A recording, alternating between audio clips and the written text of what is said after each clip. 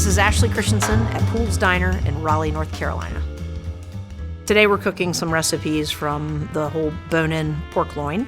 So this is a dish that has a number of steps, but at the same time ultimately delivers something that's still tremendously approachable. So I take this beautiful bone-in pork roast, I brine it in a simple water, salt, sugar brine.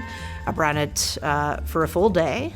I rub it down with a rub of salt, pepper, fennel seed, chili flakes. The fennel adds such a neat kind of herbal note, and the chilies just give it a little punch that makes it a little more striking.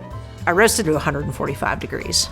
I pull it from the oven and let it rest. And so once it rests, everything relaxes. It stays super juicy. The temperature is very balanced. And then I slice it off of the bone, set the loin aside. I slice the ribs into individual ribs, sprinkle a little bit more of that dry rub on, and I pop them into the oven and allow the dry rub to crisp up on the ribs.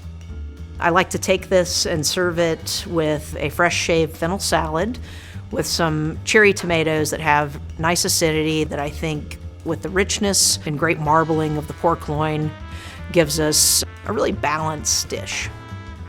So I think one of the great things about all the energy put into this dish is what you can turn it into the next day.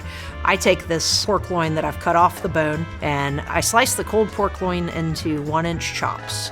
This allows me to batter them and fry them, allowing them to warm through, but without overcooking the pork.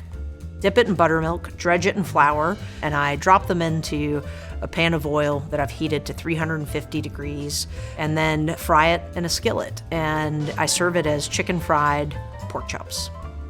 So I like to serve the chicken fried pork chops with some fried eggs, a little bit of mayo, and a little chimichurri, because I think that sort of bright herbal note adds just a really neat dimension to this very classic approach to pork.